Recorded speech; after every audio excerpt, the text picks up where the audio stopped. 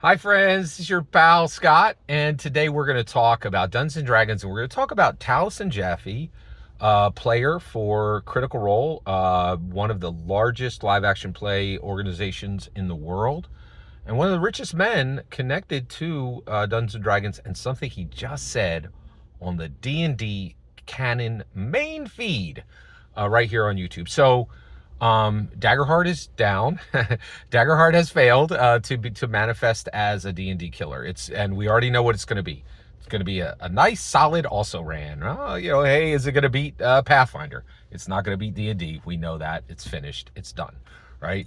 But it'll take its place in the conga line of also rans that that D&D defeats every single day and never have any hope of ever beating it, right? And so, and because of Daggerheart being finished, there's this conga line of people coming back to D&D. Taliesin Jaffe is one of them. So they had Laura Bailey, Travis Willingham, and Taliesin Jaffe on the main feed of Dungeons and Dragons, and they were just talking about playing Dungeons and Dragons. And Taliesin Jaffe said, I like the free therapy. I'm a big fan of the free therapy.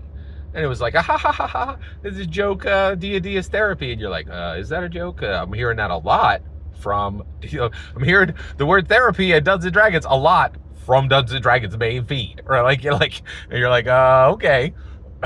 And so what I want to talk about today is, why did he say this? Why did Taliesin Jaffe say, I'm a big fan of the free therapy, right? So this is interesting. So is it because he this is a palliative, it helps me calm down and I don't have to spend money? The problem with that is Taliesin Jaffe doesn't need free therapy, right? Taliesin Jaffe, what does therapy cost? The bog standard price, the bottom rung is like $200 an hour for a decent, for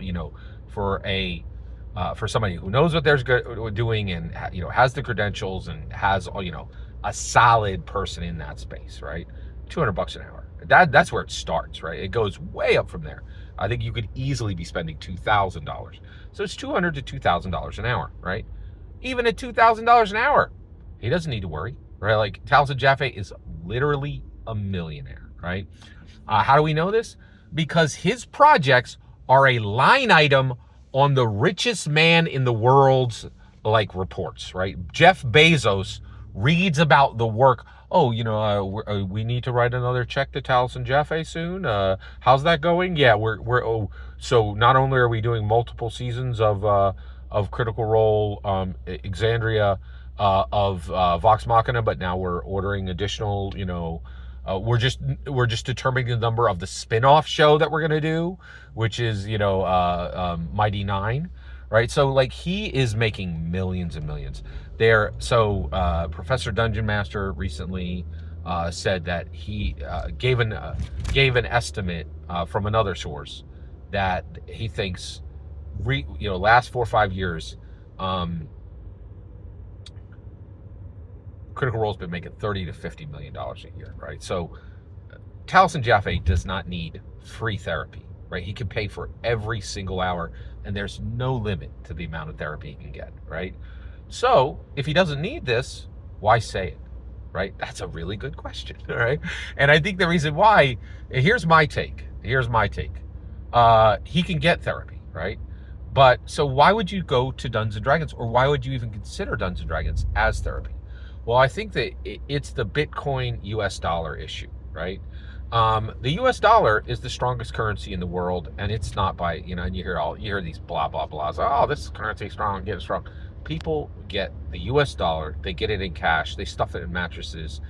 Every country in the world wants the US dollar, right? But is the US dollar the strongest currency right now? No. Is the US gold eagle the strongest currency right now? No. What's the strongest currency in the world? It's Bitcoin, right? One Bitcoin is 100 grand, right? They're now talking about, and I knew it was going there for a long time. I remember somebody saying, hey, Bitcoin's going to 100. Everybody's like, you're out of your mind. It went to 100, right? And 100K, right? Now there are legitimately people talking about Bitcoin to 1 million. And it doesn't sound that crazy. It does not sound, sorry, I don't like to use that word. It doesn't sound that outlandish, right? And it's the same thing. the US dollar went off the gold standard, right? And so it really isn't that strong anymore. And once you go off the gold standard, your stuff can go anywhere. And people are like, oh yeah, I'd rather have this long set of zeros and ones than your American Gold Eagle or your US dollar, right?